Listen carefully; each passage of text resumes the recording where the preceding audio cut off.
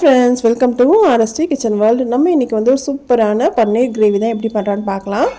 இது பார்த்திங்கன்னா நம்ம ஹோட்டலில் நம்ம சாப்பிட்ற அதே டேஸ்ட் கிடைக்குங்க. ஆனால் நான் வந்து எந்த வித எக்ஸ்ட்ரா மசாலாவோ எதுவுமே நான் சேர்க்கல. ஆனால் நமக்கு டேஸ்ட் பார்த்திங்கன்னா நமக்கு ஹோட்டலில் கிடைக்கிற மாதிரி இருக்கும். கண்டிப்பாக நீங்கள் உங்கள் வீட்டில் ட்ரை பண்ணுங்கள். ட்ரை பண்ணிவிட்டு உங்களுக்கு ஃபீட்பேக் சொல்லுங்கள்.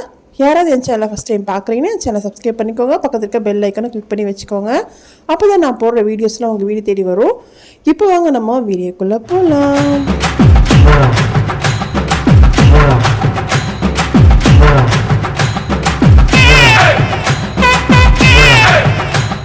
இந்த பன்னீர் மசாலா பார்த்திங்கன்னா ரொம்ப ஈஸியாக நம்ம செஞ்சிடலாங்க. அதுக்கு நான் என்ன பண்ண போகிறேன்னா, நான் அடுப்பில் ஒரு குக்கர் வச்சுக்கிறேன். அதில் ஒரு 2 வெங்காயம், கொஞ்சம் நீங்கள் பெருசாகவே நீங்கள் கட் பண்ணிக்கலாங்க. 2 வெங்காயம், 2 தக்காளி நான் சேர்த்துக்கிறேங்க. சேர்த்துட்டு ஒரு 4-5 பல் பூண்டு, அதுக்கேற்ற மாதிரி நீங்கள் இஞ்சியும் சேர்த்துக்கோங்க. சேர்த்துட்டு ஒரு 2 காஞ்ச மிளகாய் சேர்த்துக்கிறேன்.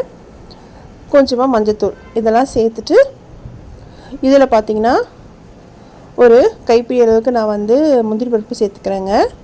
முந்திரி பருப்பு, 1 ஸ்பூன் சோம்பு, பட்டை, லவங்கம் இதெல்லாம் சேர்த்து நம்ம தண்ணி சேர்த்து நல்லா வேக வச்சு எடுத்துக்கலாம். இது மாதிரி நீங்கள் செய்யும் போது என்ன ஆகுனா, நமக்கு பன்னீர் மசாலா செய்யும் போது தக்காளியும் வெங்காயம் தனித்தனியாக அரைச்சிட்டு நம்ம அதுக்கப்புறம் நம்ம வந்து கொதிக்க வைப்போம் இல்லையா, அதுவும் ஒரு மெத்தட் இருக்குது. நீங்கள் இது மாதிரி செய்யும் போது என்ன ஆகுனா, நமக்கு அந்த ஒரு பச்சை வாசனை வரும் இல்லையா, வெங்காயம் தக்காளியோட பச்சை வாசனை வராதுங்க. நீங்கள் நெக்ஸ்ட் டைம் செய்யும் போது இது மாதிரி வேக வச்சுட்டு இதை அரைச்சி நம்ம செஞ்சு பார்க்கலாம். சூப்பராக இருக்கும். கண்டிப்பாக உங்கள் வீட்டில் நீங்கள் ட்ரை பண்ணி பாருங்கள். ரொம்ப டேஸ்ட்டு செம்மையாக வந்துச்சுங்க. குக்கரில் வச்சது ஒரு பக்கமாக இருக்கட்டும். ஆறுனதும் நம்ம அரைச்சி எடுத்துக்கலாம். இப்போ பார்த்திங்கன்னா ஃபஸ்ட்டு நம்ம வந்து பன்னீரை வறுத்து எடுத்துக்கலாங்க. அதுக்கு கடாயில் நான் எண்ணெய் சேர்த்துக்கிறேன். இது ஒரு 3-4 டீஸ்பூன் இருக்கும். இதே எண்ணெயிலே நம்ம வந்து அந்த மசாலாவும் செய்ய போகிறோம். அதனால் நான் அப்படியே எண்ணெய் சேர்த்துக்கிறேங்க. இப்போது நான் பன்னீர் பார்த்திங்கன்னா சின்ன சின்னதாக நான் கட் பண்ணி எடுத்து வச்சுக்கிறேன். உங்கள் சைஸ் வந்து நீல வாக்கிலையோ இல்லைன்னா சின்ன க்யூப் மாதிரியோ நீங்கள் கட் பண்ணி வச்சுக்கோங்க. இதில் நான் 1 ஸ்பூன் மிளகாத்தூளும் அதுக்கேற்ற மாதிரி உப்பும் நான் சேர்த்துக்கிறேங்க. சேர்த்துட்டு இது நல்லா அது கலந்து விட்டுக்கலாம். நீங்கள் பன்னீர் வறுத்து எடுக்கும் போது எப்போவுமே வந்து அடுப்பை சிம்மில் வச்சுக்கோங்க. ஃபாஸ்ட்டாக வைக்கும் போது நமக்கு அடியில் ஒட்டிக்கும்.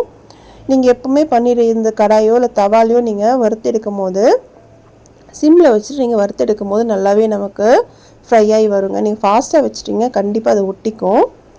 இப்போ பார்த்திங்கன்னா இந்த பன்னீர் நான் சேர்த்துக்கிறேன். சேர்த்துட்டு இது நல்லாவே நம்ம ஃப்ரை பண்ணி எடுத்துடலாம். இந்த பன்னீரில் எதுக்கு நான் வந்து மிளகாத்தூள் உப்பு சேர்த்தேன்னா, இதில் நமக்கு கொஞ்சம் காரமும் உப்பும் இறங்கும் போது நம்ம வந்து மசாலோடு சேர்த்து சாப்பிடும் போது நல்லாயிருக்கும். அதுக்கு தான்.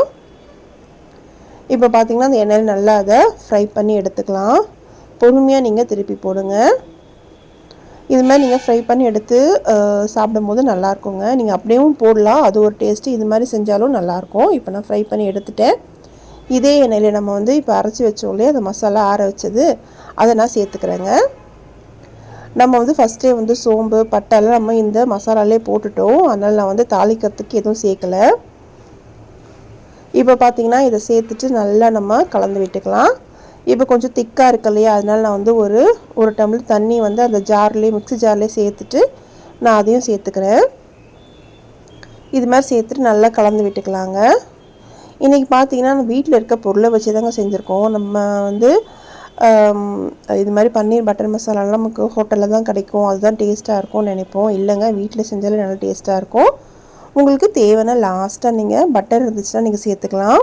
அது ஆப்ஷனல் தான். பட்டர் சேர்க்கணுன்ற அவசியமே இல்லைங்க. நம்ம வீட்டில் இருக்க எண்ணெயை சேர்த்து நம்ம செஞ்சாலுமே நல்லாயிருக்கும். இப்போ பார்த்திங்கன்னா இதுக்கு காரத்துக்கு நான் 1 ஸ்பூன் மிளகாத்தூள் சேர்த்துக்கிறேங்க. நான் வீட்டில் அரைச்ச மிளகாத்தூள் தான் சேர்க்குறேன். கலர் உங்களுக்கு ரொம்ப அட்ராக்டிவாக வேணும் அப்படின்னா நீங்கள் காஷ்மீர் மிளகாத்தூள் இருந்துச்சுன்னா ஒரு 1/2 ஸ்பூன் சேர்த்துக்கோங்க கலருக்காக.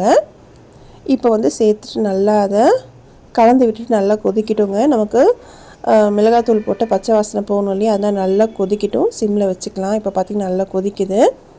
நான் ஒரு 2-3 நிமிஷம் மூடி வச்சுக்கிறேன். இப்போ பார்த்திங்கன்னா கொஞ்சமாக நான் பட்டர் சேர்த்துக்கிறேங்க. இது உங்கள் ஆப்ஷனல் தான். அப்படின்னா நெய் இருந்தாலும் சரி, நீங்கள் நெய் கூட சேர்த்துக்கலாங்க. இப்போ பார்த்திங்கன்னா பட்டர்லாம் சேர்த்து நல்லா அது கலந்து நல்லா உருகி வந்துடுச்சு.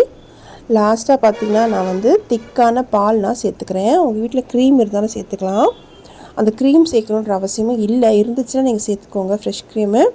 அப்படி இல்லைனா வீட்டில் இருக்க பால் இருக்கு இல்லையா, அதை நம்ம திக்காக தண்ணியெலாம் எதுவும் சேர்க்காமல் நம்ம சேர்த்துக்கலாங்க. காய்ச்சின பாலோ காய்ச்சாத பாலோ எதுனாலும் சேர்த்துக்கலாம். இது சேர்க்கும் போது நம்ம பொறுமையாக நம்ம கலந்து விடணும். இல்லைன்னா நமக்கு ஒரு மாதிரி திரியாக ஆகிடும். கலந்து விட்டு ஒரு கொதி வந்ததும் நம்ம ஃப்ரை பண்ணி வச்சுருந்த இந்த பன்னீரையும் சேர்த்துக்கலாம். சேர்த்துட்டு நல்லா கலந்து விட்டுக்கலாம். இதுவும் ஒரு 2-3 நிமிஷம் நல்லா கொதிக்கட்டும். கொதித்ததும் லாஸ்ட்டாக வந்து நம்மக்கிட்ட இருக்கிற புதினா கொத்தமல்லி எதுனாலுமே வந்து சின்ன சின்னதாக கட் பண்ணி அதில் சேர்த்துக்கோங்க.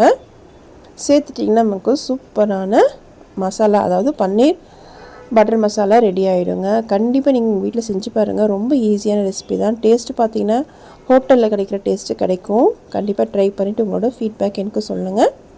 இன்றைக்கி பார்த்து இந்த ரெசிபி ரொம்ப பிடிச்சிருந்தா என்னோடய சேனலை சப்ஸ்கிரைப் பண்ணிக்கோங்க. ஃப்ரெண்ட்ஸ் அண்ட் ஃபேமிலிக்கும் ஷேர் பண்ணுங்கள். மறக்காமல் ஆர்எஸ்டி கிச்சன் வேர்ல்டையும் சப்போர்ட் பண்ணுங்கள். இன்னொரு நல்ல வீடியோவில் பார்க்கலாம். தேங்க்ஸ் ஃபார் வாட்சிங்.